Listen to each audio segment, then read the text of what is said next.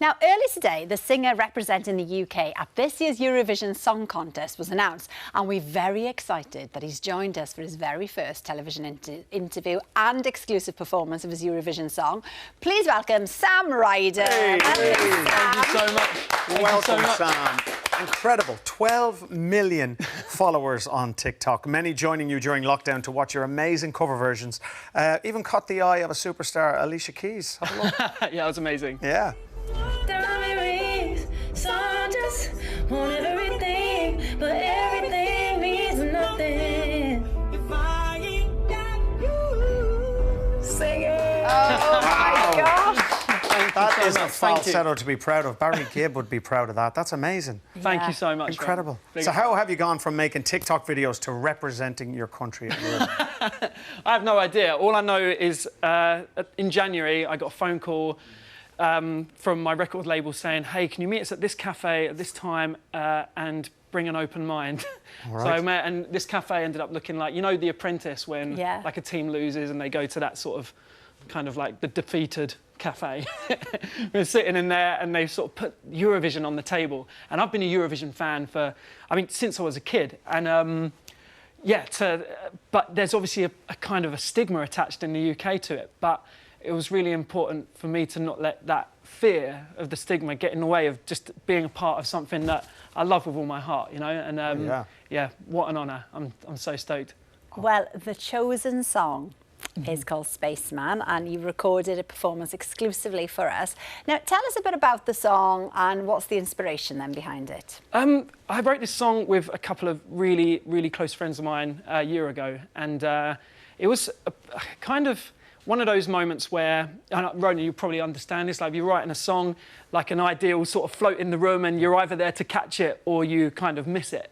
And it was one of those, we were just lucky on that day to make the most of this thing. And I think listening back, there's an element of trying to articulate that feeling, of feeling maybe a little bit disconnected when you're trying so hard to chase maybe like a life that isn't really the life that you want, but you don't know that until you get to this place, and then you look back and you're like, wow, I've come, you know, gone a long way away from actually these things that I love. So did you write the song specifically for the Eurovision, or was this something you wrote? Not at all, no.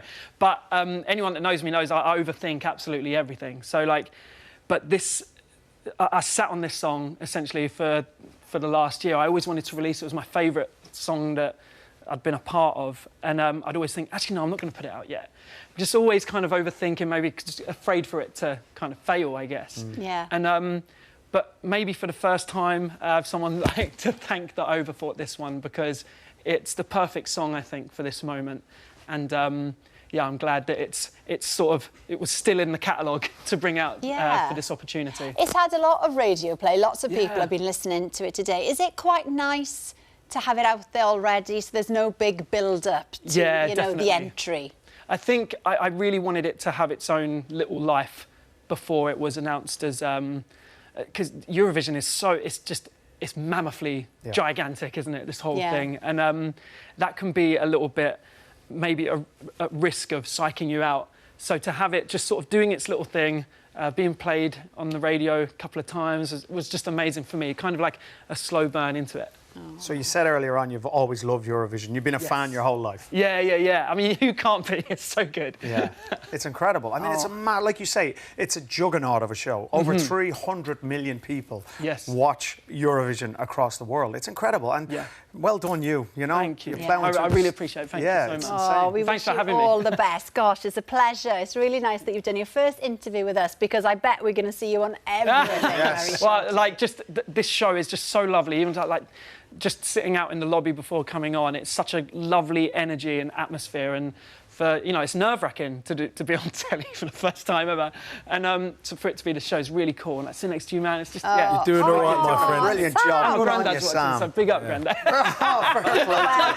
Plenty of messages already coming in on Twitter. Liv says, Sam Ryder is about to perform on the One Show, and I am so ready for it. You've got lots of fans already. Absolutely. Louise on Twitter says, good luck to Sam Ryder performing the Eurovision song for the UK tonight. What a voice. He used to run a vegan cafe in Coggeshall in Essex. We're all wishing him luck. Bless you. There you go. Oh, well, good luck. And while we're talking about Europe, we have to mention that you were in the Ukraine, what, 2017 or something you said? About 7 years ago. I mean, and you said, a brilliant time there, but seeing it now on the news... Yeah, I was in Mariupol, which is obviously a place that's continually been shelled. But even then, they were preparing for this eventuality. You were saying? Yeah, incredibly stoic people. They were the kindest people as well. And, you know, my heart goes out to everybody in the Ukraine, but particularly the people in Mariupol right now. But they are prepared for this, and they are a very staunch people. And, you know, I'm sure I'm not the only one that wishes everybody there well tonight and for the future. Oh my goodness, yeah, our heart goes out to everybody and everybody who has family over in Ukraine. Yeah. Now, just before we bring you the exclusive performance of lovely Sam's Eurovision song, Spaceman, we've just got time to remind you that EastEnders is next on BBC One and the downfall of murderer Gray Atkins continues. Yes, Chelsea records Gray's confession to killing Chantal. So, is Gray decidedly on the back foot? Will justice finally be delivered? Who knows?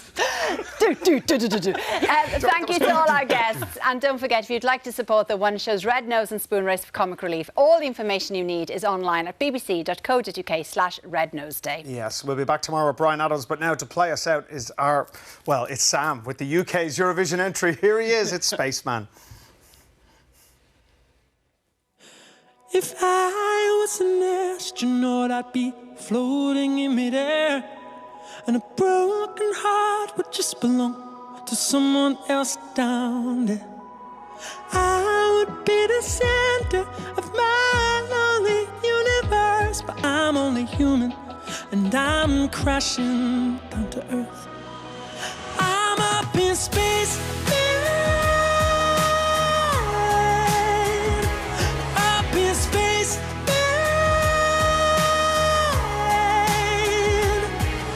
I've searched around the universe, been down some black holes. There's nothing but space, man. And I wanna go home. If I was an astronaut, I'd speak to satellites. My navigation systems would search for other life. But I'd be up and thinking I'm only human with the real world on my mind. I'm up in space, man. Up in space, man. I've searched around the universe, been down some black holes. There's nothing but space, man. And I wanna go home. Gravity keeps pulling me down, yeah. As long as you're on the ground, I'll stick around. I'll stick around. I'll stick around.